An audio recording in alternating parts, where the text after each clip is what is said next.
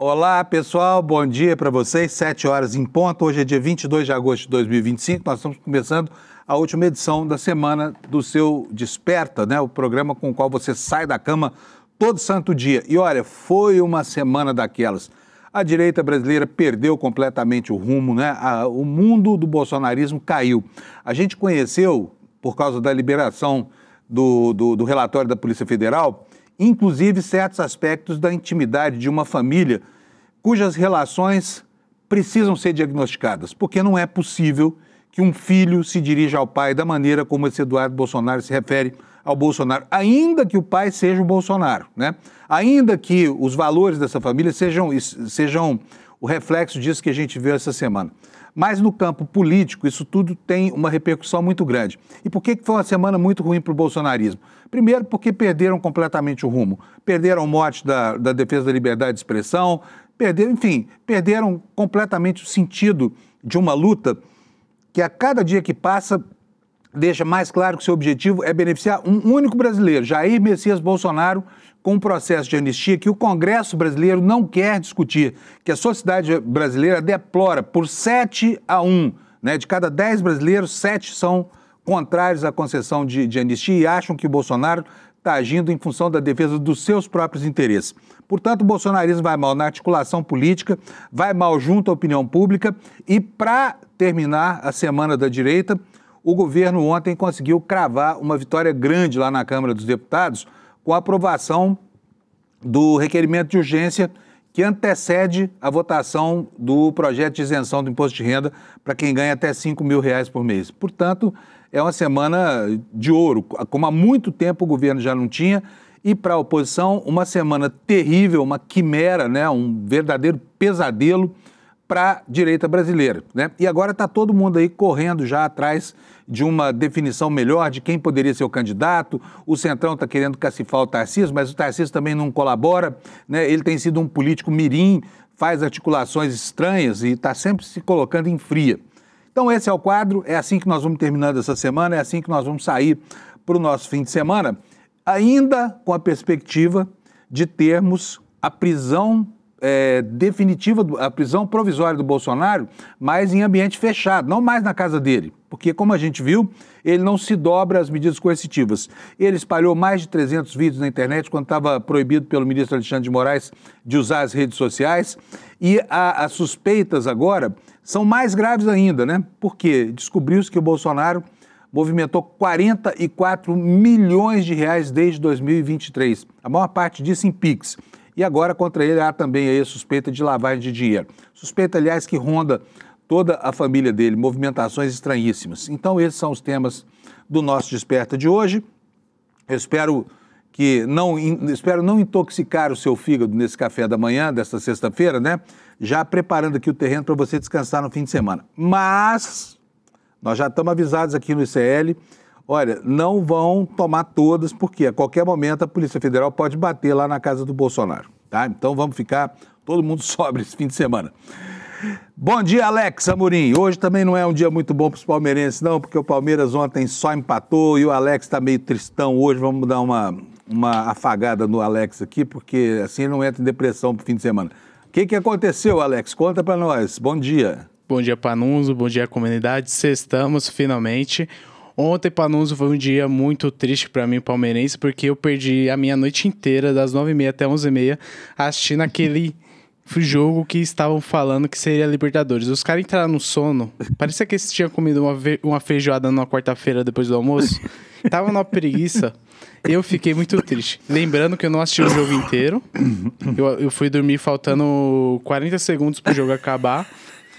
Eu fiquei sofrendo até o finalzinho lá, Panusa. O Alex foi dormir 40 segundos antes do apito final. Pegou no sono rápido ou ficou remoendo lá na cama, Alex? Eu só dei uma postagem lá na minha página e fui dormir.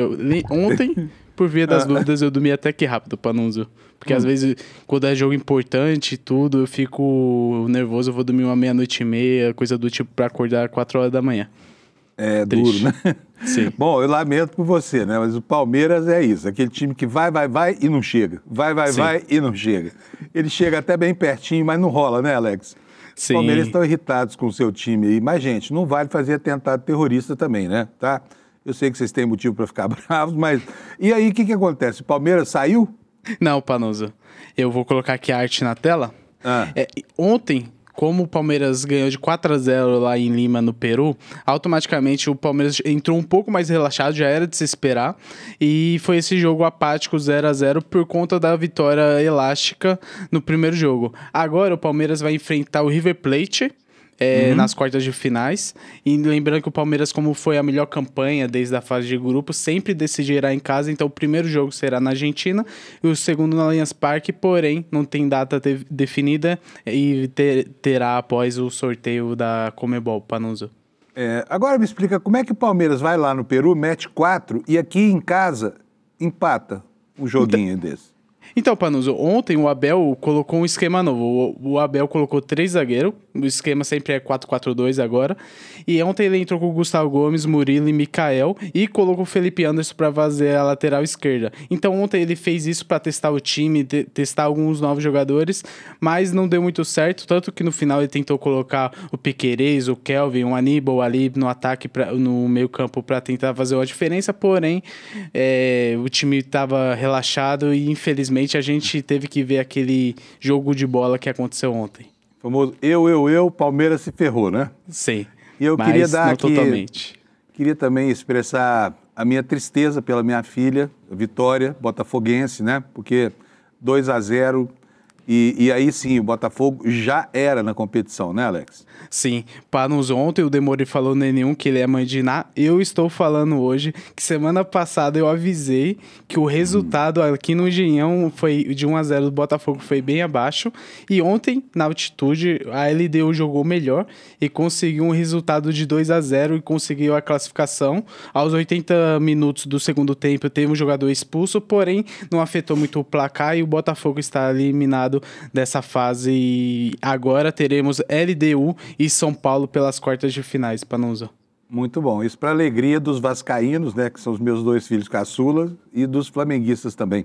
Sim. Beleza, Alex, é isso, né? E no fim de semana a gente fala na segunda-feira, né? Isso mesmo, Panuso. Bom fim de semana e a gente se vê segunda-feira. Vamos nessa. Maravilha. Eu vejo você daqui a pouco, porque ele continua aqui com a gente, né? Ele é nosso DTV, nosso diretor de TV, que é o responsável por todas essas imagens que você vê na tela, que não são a minha. Pessoal, vamos lá. Vamos começar o dia com a previsão do tempo, né? Como eu faço sempre aqui com vocês. O INMET está aqui, o mapa do INMET na tela para vocês. Esse aqui é o quadro dos avisos meteorológicos. Sempre começo com isso aqui. E o Brasil está ficando, cada dia que passa, mais sem graça do ponto de vista da profusão de cores aí nessa imagem. Por quê? Agora nós estamos chegando praticamente no terço final do inverno, então o clima começa a ficar diferente, né? Hoje, pela primeira vez desde o começo do inverno, eu vim trabalhar assim, olha, de camiseta, sem blusa, porque a temperatura subiu bastante aqui em São Paulo. Nós começamos o dia numa temperatura muito mais alta do que as temperaturas máximas da friaca que aconteceu, né, durante praticamente todo esse inverno. Mas já vem vindo uma frente fria aí. Vocês podem ver que aqui embaixo, olha, no mapa da região sul, essa frente fria já toma metade do território do Rio Grande do Sul e tem um aviso aqui de tempestade do INMET, né, que já está acontecendo lá. Porto Alegre começa o dia debaixo d'água. Isso vai até os limites do estado, né, a fronteira com Santa Catarina, e sobe pelo oeste do Paraná e o sudoeste do Mato Grosso do Sul. Lá no Mato Grosso do Sul, a previsão é de ventos fortes, vendaval, tá? E aqui corre o risco de ter aquelas ondas de poeira, né? Aquela coisa horrorosa, que parece uma tempestade de areia. Então, o pessoal daí do extremo sudoeste do Brasil, do sul do Mato Grosso do Sul, que se acautele.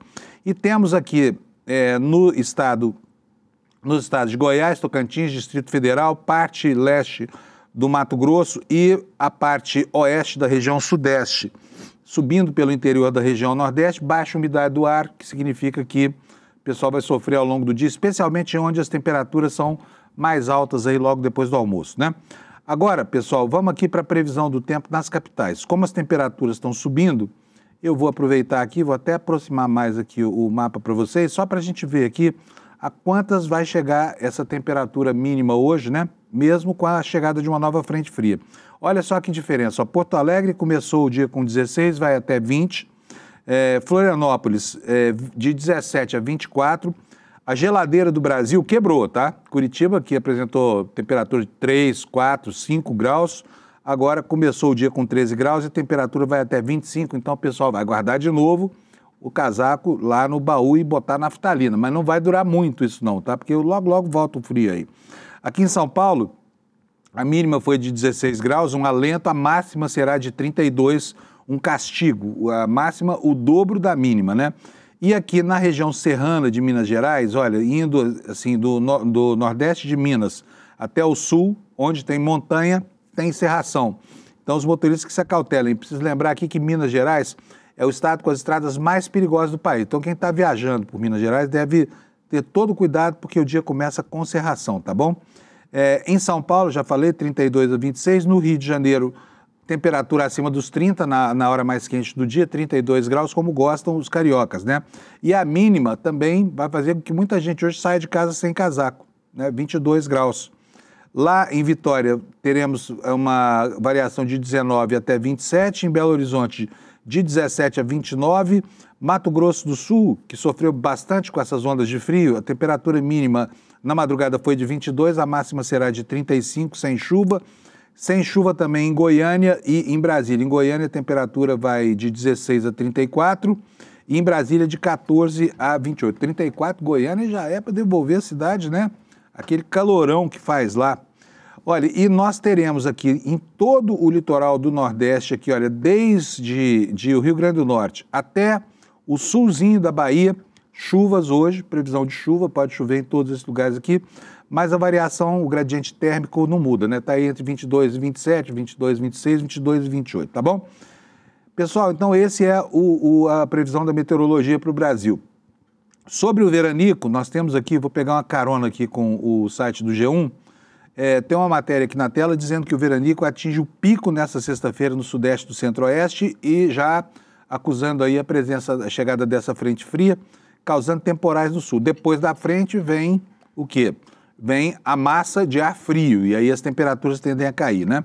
Vamos ver o que diz aqui o G1 sobre isso. O terceiro veranico do ano começou na última quarta-feira, atinge seu pico nesta sexta e também no sábado.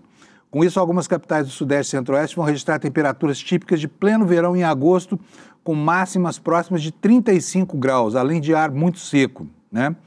E olha aqui, ó, Cuiabá, por exemplo, temperatura vai a 39 graus, pode ir a 39 graus, Campo Grande 34, no Rio de Janeiro 33, São Paulo 33, Brasília 29, Belo Horizonte 27 e sexta-feira 28 graus em Vitória nesta sexta-feira, né? Então é isso, teremos um fim de semana quentinho aqui no centro-sul do país. Aproveite, tá? Aproveite, porque logo, logo teremos de volta aí o frio, tá? E temos uma outra informação aqui, não mais sobre meteorologia propriamente, mas sobre climatologia. As duas coisas são bem diferentes. A meteorologia é a situação do clima no momento, né? A climatologia é o estudo da evolução do tempo. E os climatologistas estão fazendo um alerta. Olha aí, o alerta está na tela. Aliás, esses alertas aqui acontecem desde sempre, né? E muita gente não presta atenção a eles. Olha o que está acontecendo lá nos Estados Unidos, né? Onde todas as iniciativas para mitigar o efeito do aquecimento da atmosfera foram simplesmente abolidas por esse protoditador que está lá. Calor extremo já ameaça saúde e empregos no mundo, diz o quê? Em um relatório da ONU, tá? Organização Mundial de Saúde e a Organização Meteorológica Mundial, são dois órgãos da ONU, divulgaram ontem um relatório conjunto sobre os riscos do calor extremo para os trabalhadores. O documento chama Climate Change and Workplace Heat Stress. Mudança climática e estresse climático no trabalho, em tradução livre, reúne 5 décadas de pesquisas e alerta para os impactos das temperaturas na saúde e na produtividade. O que diz aqui a matéria, sem me estender muito nesse assunto? Calor extremo já afeta bilhões de trabalhadores em todo o mundo, sobretudo em setores como agricultura, construção civil e pesca. O relatório aponta para o problema da queda da produtividade. A cada grau acima, olha só que informação interessante, a cada grau acima de 20 graus Celsius, estima-se uma redução de 2 a 3% no desempenho laboral. Aproximadamente metade da população mundial já enfrenta consequências adversas das altas temperaturas. Os riscos à saúde incluem desidratação, insolação, problemas renais, distúrbios neurológicos que podem comprometer a vida profissional e vai por aí afora, né? Então, se a temperatura acima dos 20 graus, né? Acima de 20 graus, cada grau provoca 2 a 3% de perda do rendimento. Então, se nós tivermos 10 graus, né, que é uma temperatura corrente aqui em boa parte do território brasileiro, uma temperatura de 30 graus implica uma redução da produtividade de 20 a 30%. É um dado assustador esse aqui, né? E pode, se mal empregado, pode ser até estigmatizante, né? Bom, vamos lá, gente. Vamos para o noticiário político. Temos uma variedade aqui de informações, todas elas circulando em volta do drama desta malsinada família Bolsonaro, né? Que está em péssimos lençóis depois que os bastidores do comportamento do líder da quadrilha Bolsonaro, que é o próprio Jair Messias Bolsonaro, passou a ser conhecido, né? E, inclusive as ofensas que acontecem dentro da casa dele, né? Em que um filho manda um pai tomar no cu. Isso é um negócio tão absurdo, eu aqui não concebo uma relação em que um filho possa fazer, né, uma coisa dessa com o pai, que é uma verdadeira atrocidade. Mas lá no ambiente deles, né, família de milicianos, esses são os valores. Fazer o quê, né? A gente assiste com perplexidade e com padre. E eu não estou falando isso porque é a família Bolsonaro, tá? É porque em qualquer família, um filho mandar o pai dessa forma para esse lugar aí, que eu não vou nem repetir aqui porque é desnecessário, isso é uma atrocidade, né? No meu mundo, por exemplo, isso não cabe. Se um filho meu, e eu tenho 5, disser isso um dia para mim, a minha primeira reação vai ser morrer de tristeza, pela falta completa de respeito e pela falta de carinho, porque isso nem parece ser uma relação de pai e filho, né? Vamos lá então, olha, o problema é que na família Bolsonaro as coisas não passam só pelo afeto, né? Elas passam muito pela questão da política, porque todos eles fizeram a vida na política. Agora um vai ter que arranjar um emprego, né? Vai ter que voltar a ser provavelmente chapeiro lá nos Estados Unidos, país que ele chama de aquela porra, mas enfim, vai ter que se virar por lá, porque provavelmente, e isso aqui eu falo até com uma certa dor no coração, sabe por quê? Porque do ponto de vista humano, né, a gente, para não perder a empatia, para não perder a sensibilidade, tem que se colocar no lugar do outro, fazer o quê? Ainda que o outro seja essa coisa tosca da família Bolsonaro. Mas vocês já pensaram que drama o filho nunca mais poder ver o pai vivo, como o Eduardo Bolsonaro corre o risco de acontecer com ele? Por quê? Porque, ao que tudo indica, ele vai ficar lá nos Estados Unidos o resto da vida, como ele falou, vou ficar nessa porra aqui o resto da vida. Não pode voltar para o Brasil porque é um criminoso que provavelmente vai ser apenado pelo Supremo Tribunal Federal e até talvez esse drama humano da família não aconteça, porque existe uma chance grande, num futuro não tão próximo, de que as coisas sejam revertidas, né? Vamos imaginar aqui um cenário. Trump perde a eleição daqui a 3 anos e meio. O que acontece? Assume o presidente democrata. O Brasil já terá julgado e condenado o Bananinha e os outros bananas todos que estão lá nos Estados Unidos trabalhando contra o país. Por quê? Por crime de traição à pátria, por golpe, essa tentativa continuada de golpe que não para, né, que eles não param. E aí, se o Brasil expedir uma carta rogatória pedindo, né, enfim, que ele seja capturado em território americano, não vai haver o Trump para proteger. Nesse caso, o filho vai encontrar o pai na cadeia, porque a menos que a democracia brasileira entre em colapso, o que não está no radar de ninguém, Bolsonaro vai ser condenado a mais de 40 anos de prisão.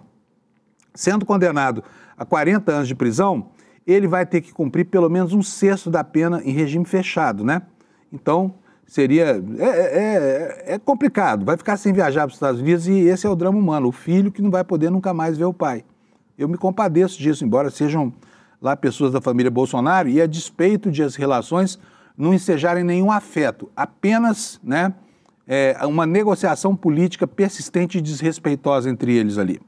Mas vamos lá, olha, a bronca está ficando pior, porque com os novos elementos coletados pela Polícia Federal, ficamos sabendo, como você vai ver aqui na tela, que o Alex vai colocar para a gente, ficamos sabendo aqui pelo site do ICL, iclnoticias.com.br, que o Bolsonaro recebeu 44 milhões de reais desde 2023, né? E desse total de 44 milhões de reais, ele recebeu quase metade em Pix. né? A família da rachadinha, a família dos saques fracionados, a família que agora achaca o Pix, recebeu o Pix de 44 milhões de reais. Você se lembra daquela campanha que o Bolsonaro fez?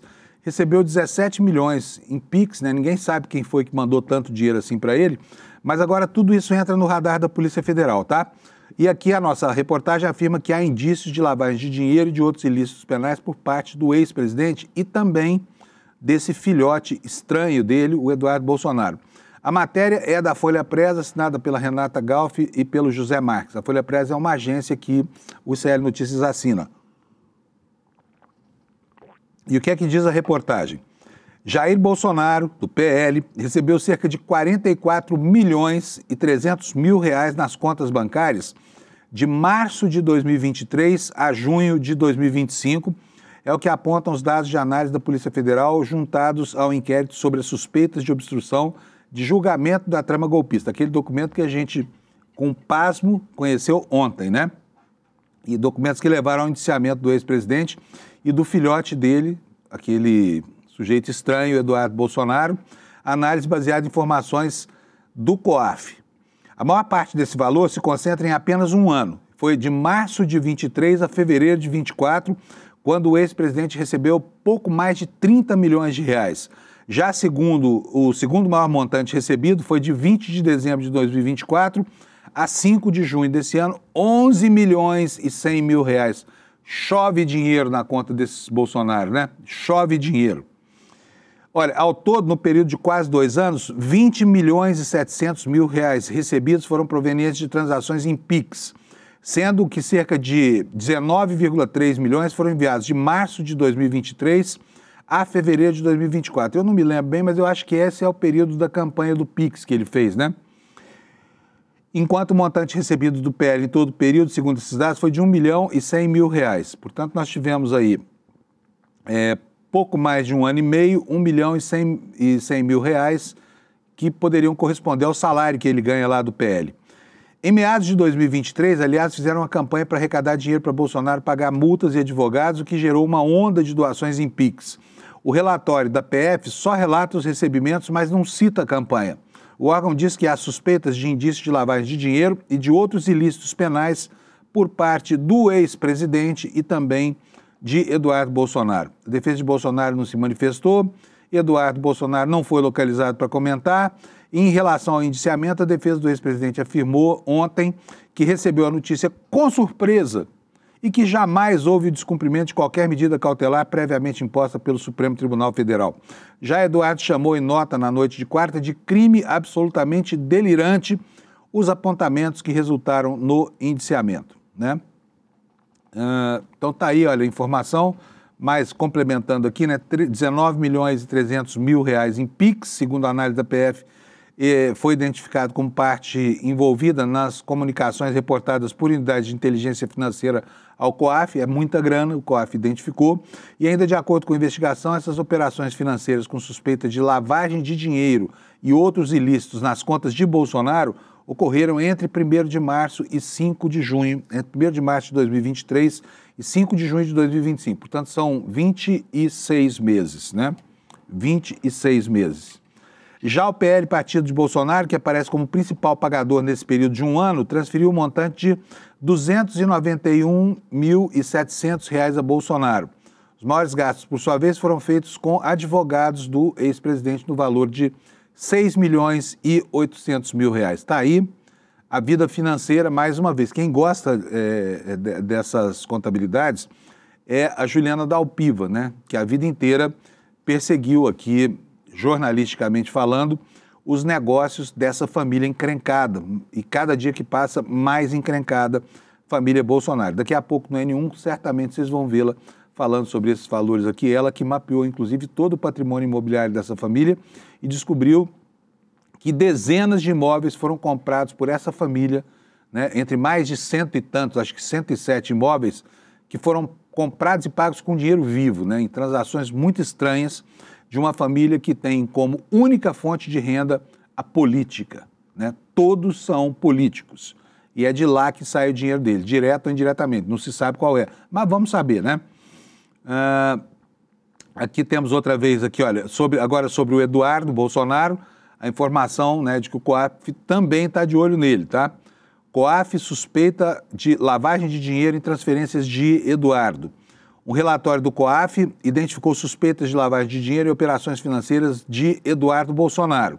Recebeu R$ 4.160.000 de setembro de 2023 a junho de 2025 e transferiu R$ 4.140.000. As operações suspeitas de lavagem de dinheiro, no entanto, ocorrem desde março de 2023, segundo o COAF. O principal remetente de recursos foi quem? Foi o pai, Jair Bolsonaro. Destinou R$ 2.100.000 ao filho. Eduardo também recebeu R$ 683.600 da Eduardo B. Cursos, empresa da qual ele e a mulher Heloísa são sócios, né? Entre os principais destinatários está uma empresa de câmbio que recebeu R$ 1.700.000.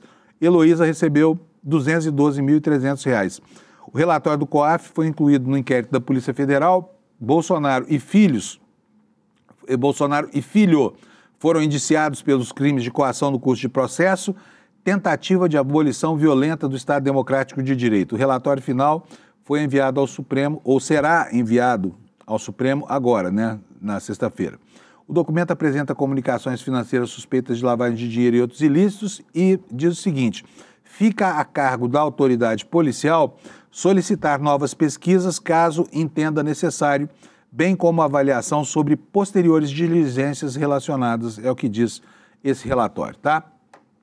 Vamos mais aqui, vamos caminhar aqui. Aqui tem outra vez a matéria no site do ICL, falando sobre o indiciamento, né? E vamos agora à situação de Jair Messias Bolsonaro, a situação processual. O homem está enrolado, gente, ele está muito enrolado. Ele não respeitou as medidas cautelares. Hoje, às 20h30 da noite, termina o prazo para que ele preste explicações ao Supremo sobre a tentativa de fuga para a Argentina, né, justificada como pedido de asilo, documento que foi encontrado no telefone celular dele e que data de dezembro de 2024. Portanto, por óbvio, houve uma tentativa, uma preparação de um plano de fuga para o Brasil amparado por essa carta destinada a Javier Milei, que é um aliado, né, neofascista do time dos Bolsonaro, e que poderia recebê-lo lá como asilado político. O plano não foi levado a efeito, mas tinha tudo para ser deflagrado, inclusive porque Bolsonaro iria para aquele país, foi, né, alguns dias depois. Não se sabe por que ele não deu consequência a esse plano de fuga. Mas, de qualquer forma, um dos motivos que levam a decretação de medidas cautelares no caso do Bolsonaro é a suspeita de que ele se prepara para fugir do país. Afinal de contas, ele já esteve por 4 dias na Embaixada da Hungria com o mesmo propósito. Foi exatamente nesse período em que surgiu essa carta com pedido de asilo ao governo da Argentina. Portanto, naquele momento, Bolsonaro estava decidido a, se houvesse qualquer problema, se esconder da Polícia Federal e se mandar do Brasil na condição de refugiado político, né? Isso faz com que os radares da PF se acendam, mirem Bolsonaro e o comportamento dele. Por quê? De onde nada se espera, diz o Barão de Tararé, daí é que não sai nada mesmo, né? Então, assim, não se espere de Bolsonaro coragem suficiente para enfrentar um processo de encarceramento. Ele não terá, tá? Está aqui resistindo porque a hora de prendê-lo está chegando, mas ainda não chegou. E quando será essa hora? Agora, em função de todas essas confusões, pode estar muito perto esse momento. Os motivos, o ministro Alexandre de Moraes já os tem, né? Vamos saber se fará uso deles ou se manterá o Bolsonaro encarcerado na própria casa, onde ele sobejamente tem rejeitado se enquadrar naquilo que a justiça determinou a ele, né? Principalmente manter-se afastado das redes sociais. Ele, embora não tenha aparecido nos últimos dias, tem usado as redes sociais sistematicamente para quê? Para insuflar as suas redes pelos aplicativos de mensagens, né? O WhatsApp e o Telegram. E aqui temos no Brasil de Fato hoje essa manchete que o Alex está mostrando aí agora na tela para a gente. Novo indiciamento do Bolsonaro pode levar à prisão preventiva, avalia o cientista político, como é o nome dele, gente? Eu vou ler aqui para vocês porque eu esqueci o nome dele, mas vamos lá. O ex-presidente Jair Bolsonaro e seu filho, deputado federal pelo PL, foram indiciados nesta quarta-feira pela Polícia Federal pelo crime de coação no curso de processo e tentativa de abolição do Estado de Direito. A partir do relatório da PF, o ministro Alexandre de Moraes do Supremo deu 48 horas, essas que eu falei que se encerram hoje às 8 horas da noite, 8h30, para que o Bolsonaro se manifeste em relação ao pedido de asilo político encontrado no celular dele. Rafael Cortes, é o nome do cientista político aqui citado pelo site.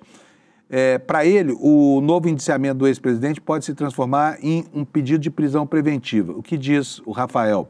Mais uma vez, o Supremo, por meio das investigações da Polícia Federal, encontra evidências de que o ex-presidente, em algum momento, descumpre medidas cautelares. Esse é mais um dos elementos que pode se traduzir, eventualmente, em uma prisão preventiva. Opinião compartilhada, aliás, por muitos advogados criminalistas, né, que se manifestaram nas últimas horas em relação a isso.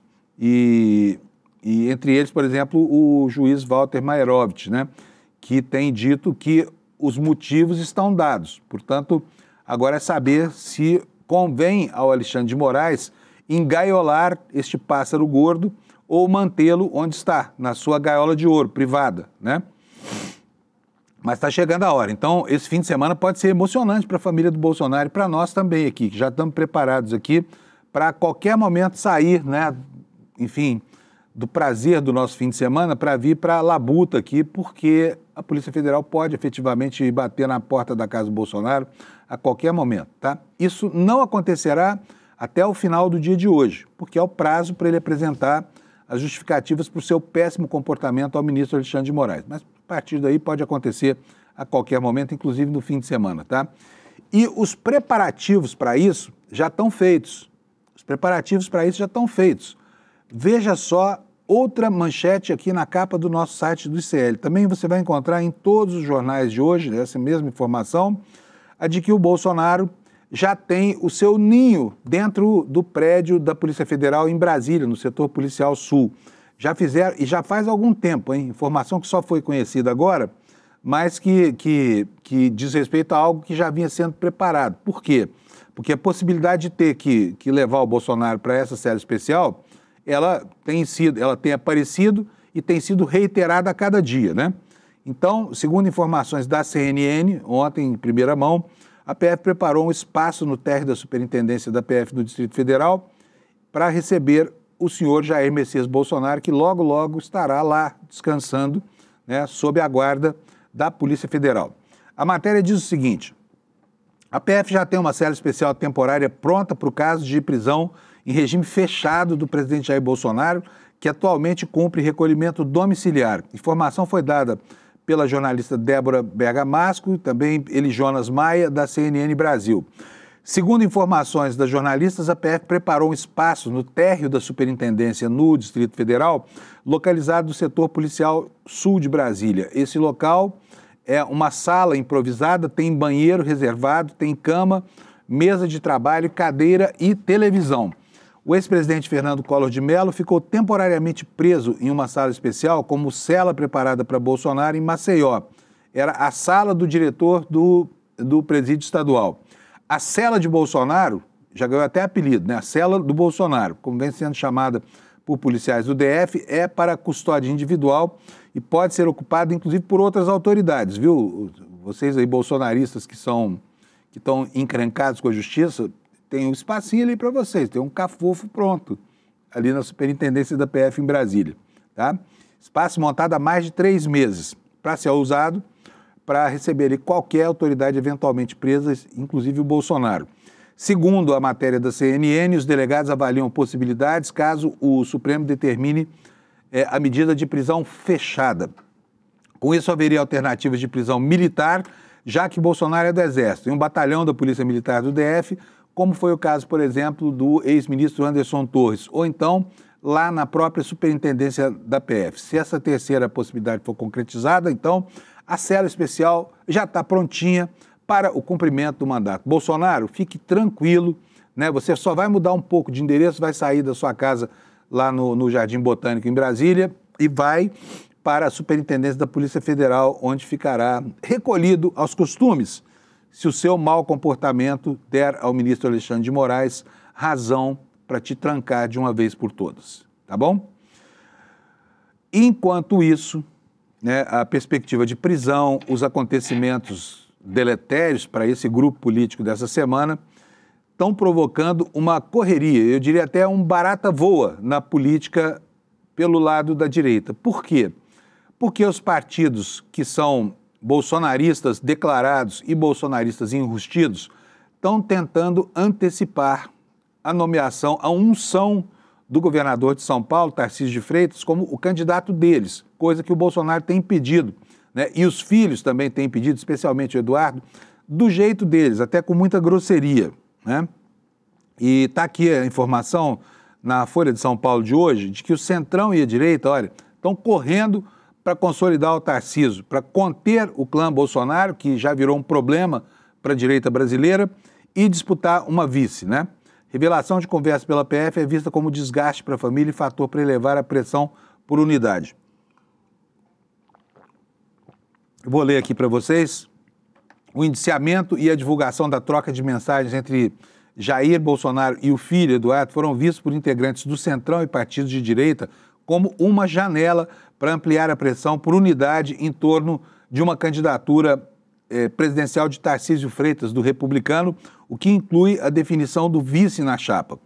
Os maiores partidos de centro e direita do país defendem há tempos a consolidação do governador de São Paulo como o nome que irá enfrentar Lula em 2026, só que eles enfrentam uma indefinição do Bolsonaro, que não abre mão do seu espaço político e, a despeito de estar inelegível, ele se mantém como o candidato de todo esse mundo, né? E está inelegível por causa de uma condenação na Justiça Eleitoral, no TSE, por causa da reunião dos embaixadores e a transmissão dessa reunião, que era um compromisso de campanha pela EBC, né? E agora vai ser condenado, a partir do começo de setembro, no curso do processo criminal. Quer dizer, a situação dele só vai se agravar e essa candidatura é uma miragem, só cabe na cabeça deles, né? E o que está incomodando esse grupo, que depende da definição de um novo candidato para não deixar o espaço político à direita vago, enquanto esse campo tem a sua popularidade, né, e o seu cacife eleitoral drenado.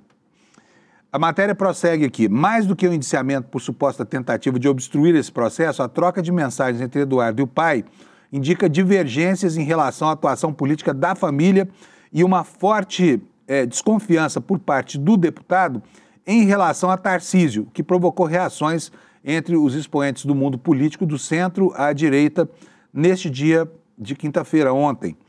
Ainda que as conversas cristalizem o cenário de um campo minado para Tarcísio no seio da família Bolsonaro, políticos avaliam que as brigas tornadas públicas causam um desgaste principalmente para Eduardo, apontado como um nome radical do clã. E justamente o Eduardo, vou mostrar aqui para vocês, vou botar na tela aqui para vocês. Olha só, ontem o Eduardo publicou aqui essa foto, ele, Malafaia e Bolsonaro. Malafaia que o chamou de babaca, né? Chamou o Eduardo de babaca.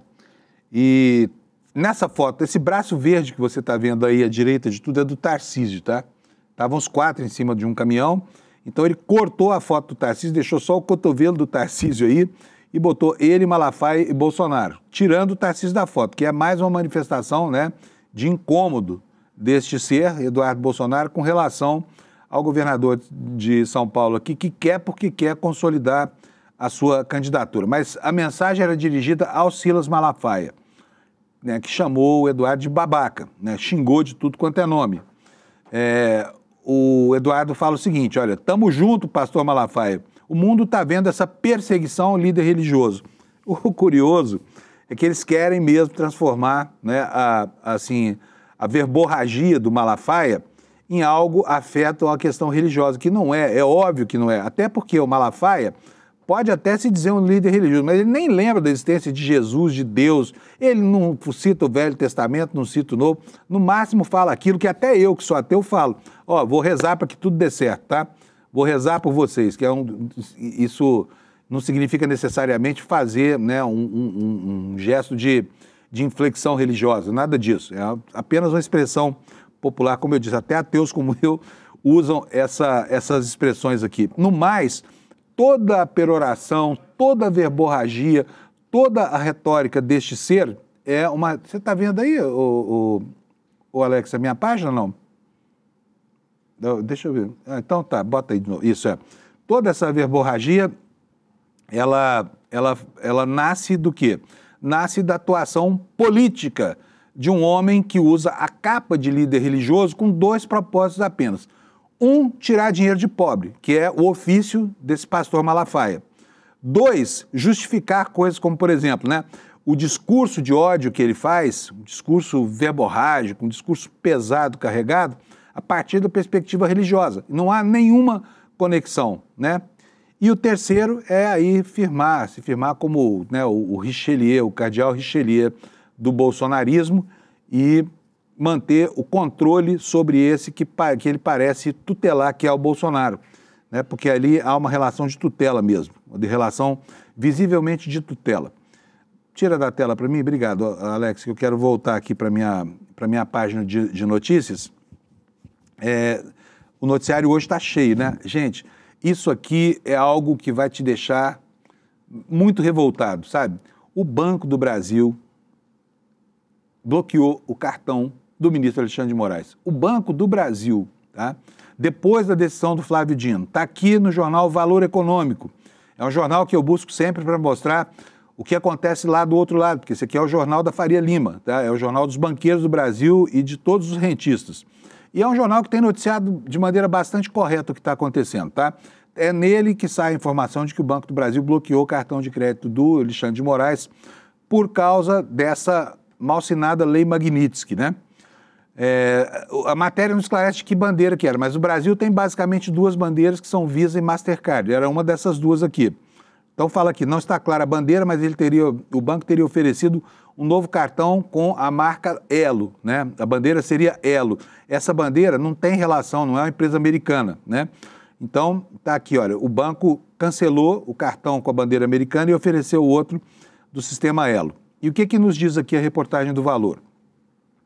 O Banco do Brasil bloqueou um cartão de crédito de bandeira americana do ministro do Supremo Alexandre de Moraes em função das sanções da Lei Magnitsky, segundo apurou o Valor.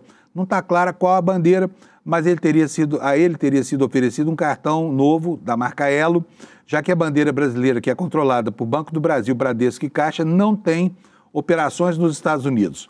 Procurado, o Banco do Brasil não se manifestou. Outras instituições consultadas pelo Valor comentaram que, por sigilo bancário, não podem informar se Moraes é correntista ou não. Quem tem os dados do cliente é o emissor do cartão, no caso o banco. E as bandeiras, apesar de serem as orquestradas do arranjo de pagamento, não têm visibilidade das informações do portador. E aí vem a minha pergunta. Se as bandeiras não têm informação da visibilidade do portador, por que o Banco do Brasil cancelou o cartão? O que faz com que o Banco do Brasil possa ser formalmente identificado pelo governo americano como alguém que está em curso nessa proibição da Lei Magnitsky, né?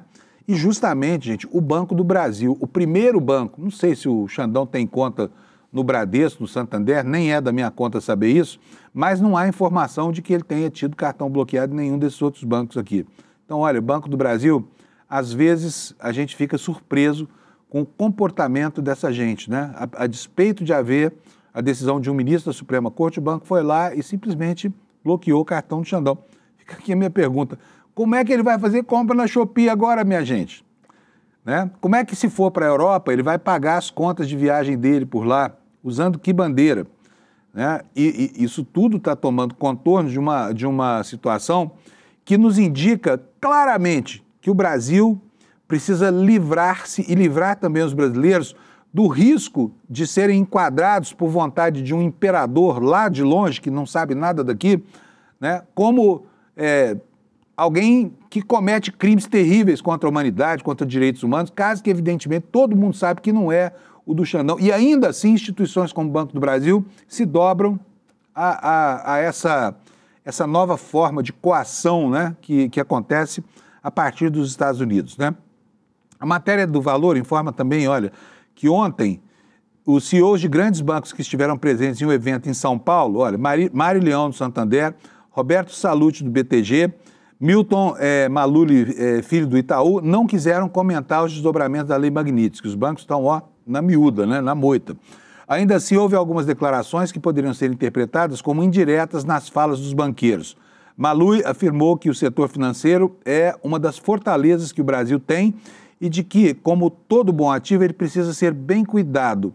Sempre aparece algum risco novo para o sistema financeiro. Basta ler os jornais, disse ele.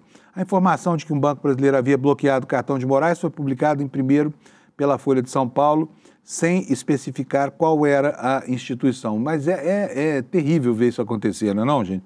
Porque isso aqui coloca a nossa própria vulnerabilidade, sabe? Diante de um sistema draconiano, né?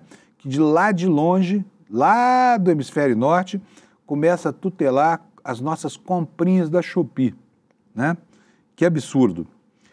Olha, mas aí por fora, também existe gente ajuizada e civilizada a ponto de entender que esse tipo de medida é uma atrocidade. E aí vou repetir aqui algo que eu tenho dito nos últimos 3 dias. Ontem até o ministro Alexandre de Moraes se manifestou nesse sentido. Falou, olha, vamos vencer isso na justiça americana. Tá bom, mas cadê o advogado? Cadê o processo? Cadê a ação, né? Enquanto isso, tem Rumble, Trump Media e todo mundo tentando fazer com que o juiz da Suprema Corte responda sobre atitudes que lhe competem a um juizeco da Flórida, lá nos Estados Unidos, né? Estado que, como se sabe, é formado por uma grande maioria de trumpistas, né? Que, inclusive, no judiciário, tem muitos deles, né? Assim como no Brasil, o judiciário, por óbvio, tem muitos bolsonaristas também. Mas, olha, um dos autores da Lei Magnitsky disse ao presidente dos Estados Unidos, ao Trump, bota para mim a manchete no ar, por favor, Alex. Olha, coautor da Magnitsky diz a Trump que aplicar a lei contra Moraes é vergonhoso e pede a revogação das sanções. O democrata afirma que a alegação apresentada por Trump para punir Moraes é falsa e que representa uma afronta ao eleitorado brasileiro e a todo o conceito do Estado de Direito. Quem é esse democrata? É um deputado chamado Jim McGovern. Ele cobrou uma carta pública enviada ao governo Trump que sejam revogadas as sanções aplicadas contra o ministro Alexandre de Moraes no Supremo Tribunal Federal com base na Lei Magnitsky. Esse parlamentar americano, que é coautor da lei, afirmou que o presidente dos Estados Unidos usa a legislação de forma inadequada com o objetivo de beneficiar aliados políticos.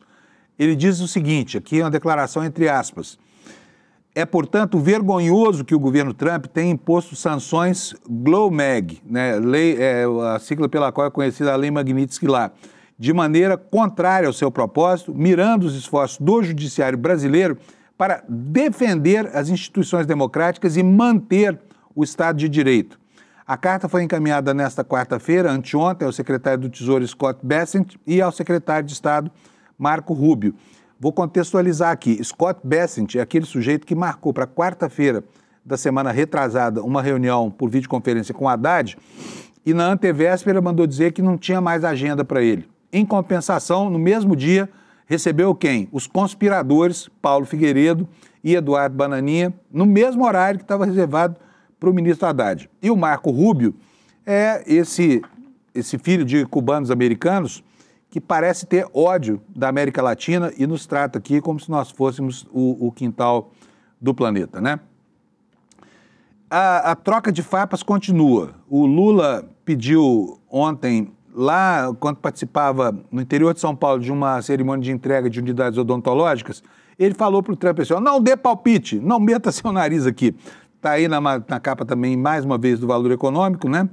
E vou ler aqui para vocês. O presidente Lula criticou a ofensiva do presidente dos Estados Unidos sobre o Brasil, diz que ele não deveria dar palpite sobre assuntos nacionais. Trump tem pressionado o Brasil a recuar, patati patatá. Aí ele diz o seguinte, olha, a palavra correta não é governar, é cuidar. Eu quero cuidar desse país. Por isso que o presidente americano não dê palpite aqui, porque daqui cuidamos nós, disse o Lula nessa quinta-feira durante esse evento lá em Sorocaba. O presidente disse ainda que governar dando oportunidade para todos é construir um país chamado soberano, evocando a temática da soberania nacional, uma das suas estratégicas na tentativa de reagir a essa investida dos Estados Unidos tutelados pela milícia da família Bolsonaro. Lula participou em Sorocaba da entrega de novas unidades odontológicas móveis, né? São ambulâncias odontológicas, em evento na empresa Flash Engenharia, que faz a adaptação de veículos especiais. E segundo o governo, as unidades receberam um investimento de 152 milhões do novo PAC da Saúde. Agora precisamos falar, chega de falar de Magnitsky, de Moraes, dessa coisa toda. Vamos falar de coisa boa. Ontem foi um dia de uma vitória estrepitosa do governo no Congresso Nacional. Em dezembro passado, quando, acossado pelo mercado financeiro, o governo criou um pacote de medidas para tentar resolver o problema fiscal, acompanhado da proposta da redução, da isenção do imposto de renda para até 5 mil, o mundo caiu. O dólar chegou a quase R$7, os banqueiros disseram que o Lula não dava mais, chegou-se a falar em golpe de Estado, tudo isso passou, né? Passou a reforma que o governo propunha para a estrutura de gastos e agora começa a andar direito o projeto da isenção do imposto de renda. Uma vitória sentida, uma vitória sofrida, mas nem o PL, nem o Partido Novo, nem o Marcel Van Hatten, nem esses deputados bolsonaristas tiveram a coragem de investir contra isso. E ontem foi aprovado o requerimento de urgência numa sessão muito tranquila lá na Câmara. Vou até colocar um trechinho aqui para vocês. Alex, por favor, roda o vídeo para a gente, por favor, da sessão de ontem da Câmara, para a gente ver como foi. Aqueles que forem pela aprovação do requerimento, permaneçam como se acham. Aprovado. Pauta importante, que sem dúvida alguma trará benefício para milhões de brasileiros e brasileiras que passarão a ter a isenção do imposto de renda para quem ganha até R$5 mil. Vamos, nas próximas reuniões, definir a data da pauta, conversaremos também com o relator, o deputado Arthur Lira. Uma vitória pessoal do ministro Haddad, uma vitória espetacular do ministro Haddad. Saiu lá do fosso em que o colocaram lá em dezembro, na virada do ano, né, para conseguir fazer tudo o que ele precisava fazer nessa área. E com certeza absoluta, a aprovação dessa medida, que vai acontecer com a mesma tranquilidade, na Câmara e depois no Senado. Isso vai ser um marco histórico para o governo Lula, provavelmente vai ajudar a reduzir e muito a resistência de parte da classe média, né, a ele, Lula. Então tem uma alta repercussão eleitoral. E enquanto isso, vocês já ouviram eu falar aqui várias vezes disso, de um provérbio latino, que às vezes é usado como brocardo nos processos, né, que é ridendo castigas timores, rindo você muda os costumes. Foi o que fez ontem o ministro Padilha, né? O ministro Padilha, aliás, ele anda super bem-humorado. Outro dia, quando ficou sabendo que 2 auxiliares dele tinham tido vistos aos Estados Unidos cancelados, o ministro aparece na internet com um vídeo apresentando as novas camisinhas texturizadas que o SUS vai passar a distribuir, já está distribuindo, né? E ontem, o que fez o Padilha? O Padilha está de super bom humor para enfrentar essa crise aqui. Fez piada, como você vai ver aqui na manchete do site do ICL, com a tornozeleira eletrônica de Bolsonaro e a meia nova do Lula. Olha, o Padilha está com uma cara boa, o melhor fair play do governo é o dele, tá? Matéria da Folha Press. Um dia após Bolsonaro ser indiciado novamente pela Polícia Federal, o ministro da Saúde, Alexandre Padilha, fez piada com o uso de tornozeleira eletrônica quando participou de um evento com o presidente Lula, ontem, quinta-feira. Bolsonaro passou a usar o equipamento, a tornozeleira, há cerca de um mês, enquanto Lula exibia um par de meias que ganhou de presente, né? Hoje o Brasil é definido assim, se você pode mostrar a sua canela, está tudo bem com você. Se você não pode, é porque você está encrencado, né? Então vamos lá, Bolsonaro passou a usar esse equipamento há cerca de um mês, Lula exibia um par de meias que ganhou de presente, e aí disse o ministro o seguinte, olha, tem gente que tem tornozeleira, tem gente que tem meia bonita, disse Padilha diante de jornalistas e câmeras de TV, arrancando risadas de alguns dos participantes do evento. O presidente do ministro estava em Sorocaba, no interior de São Paulo, para uma cerimônia de entrega de 400 unidades odontológicas móveis, vans equipadas para atendimento com dentistas. O presidente descia de um desses veículos e posava para fotos, enquanto o ministro ao seu lado fez a piada. E aqui aparece a canela deste senhor, desta alma penada, Jair Messias Bolsonaro, com a sua tornozeleira, ele se orgulhando de mostrar isso aqui, tentando fazer cara de coitado, né?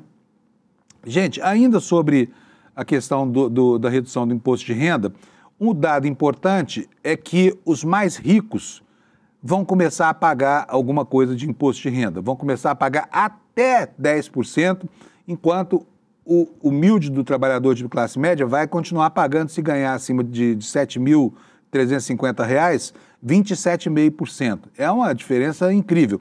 Mas o ministro Haddad fala, nós vamos devagar, né, para estabelecer um critério de justiça fiscal. Então, os mais ricos do Brasil, que não pagavam nada ou quase nada, passam a pagar. E o ministro Padilha falou sobre isso. Eu quero mostrar o vídeo para vocês. Põe para nós, Alex, por favor. O vídeo do Padilha. Uma professora de escola pública paga 10% de imposto de renda retido na fonte. Ela nem vê a cor do dinheiro. Ela não vê a cor do dinheiro. E uma pessoa que ganha 1 milhão por ano não está disposta a pagar 10%, que é a mesma alíquota da professora de escola pública. Tem alguma coisa de muito errado no Brasil. Eu penso que a reforma da renda, e algumas pessoas falam, mas essa é toda a reforma da renda? Não, nós estamos fazendo a reforma da renda desde o primeiro ano de governo. Eu citei aqui o paraíso fiscal, fundos familiares, que foram afetados por iniciativa do governo. Nós estamos fechando as brechas para que os super ricos escapem da tributação, que é o que sempre acontece. A pessoa sempre escapa da tributação. A alíquota do super rico de imposto de renda é 2,6%. E a gente está pedindo para a pessoa pagar um mínimo de 10%, completar 10%. E nem isso é possível. Mas dos 3 temas que você citou, 2 podem ser resolvidos com a aprovação de um PL, que é o PL da reforma do imposto de renda da pessoa física, o que já seria uma coisa muito benéfica para o Brasil, porque nós vamos começar a corrigir a desigualdade social no Brasil, que é persistente.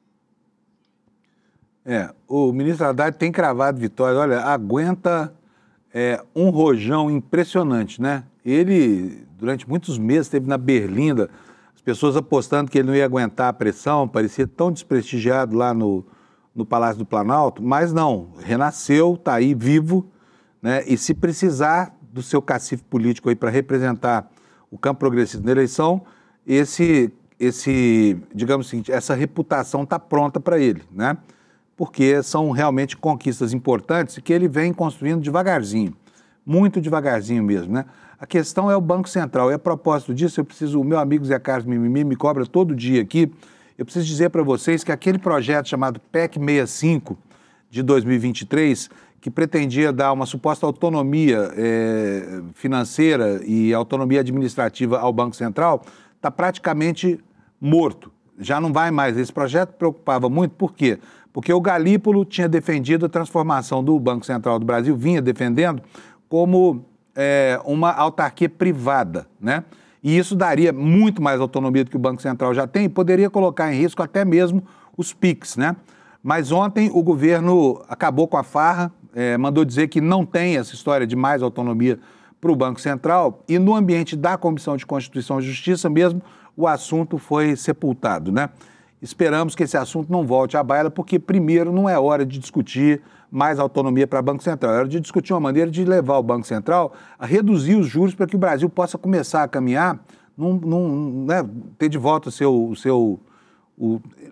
os juros no Brasil nunca são baratos, né? Mas, enfim, o problema é o spread. Mas a taxa básica encarece muito mais esse processo. Então, chega de autonomia para o Banco Central, que esse assunto fique lá nos arquivos do Congresso e a gente possa continuar caminhando para fazer com que o Banco Central se torne efetivamente um órgão que defende a moeda em benefício dos brasileiros e não em benefício dos banqueiros brasileiros, que é o que ele tem feito ao longo dos últimos anos, tá bom?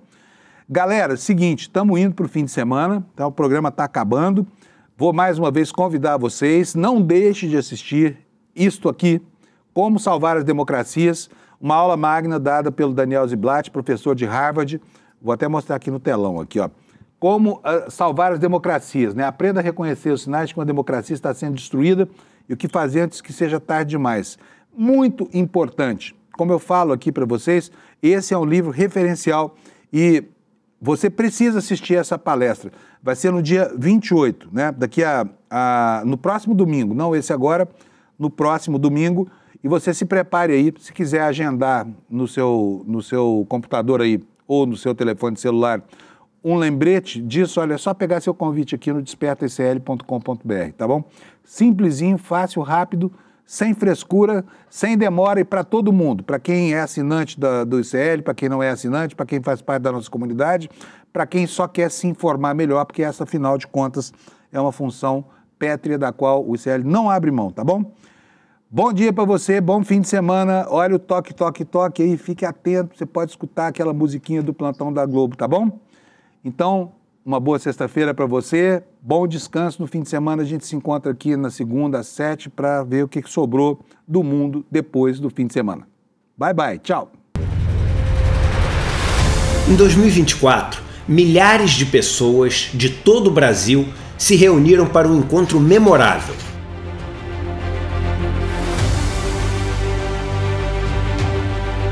No palco, histórias incríveis. A gente está na vida para evoluir, para aprender. Na plateia, novas amizades e sonhos compartilhados. É o melhor presente de aniversário desse recado. A esperança e a alegria tomaram conta.